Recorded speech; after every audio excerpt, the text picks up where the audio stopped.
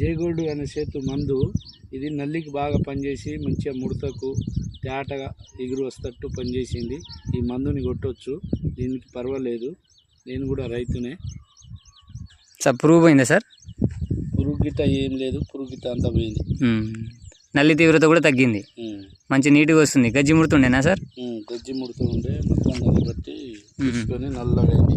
చూడండి, గజ్జి ముడుతుండే నీట్గా వస్తుంది, ఎగురు వచ్చేసి మంచి నీట్గా వస్తుంది. సార్ ఏమైనా మన పల్లాకి ఏమైనా వచ్చిందా సార్? పల్లాకి పండాకుండే పండాకు అంటే మరి ఎరుపు గిట్ల ఏం రాలేగా? ఏం రాలేదు.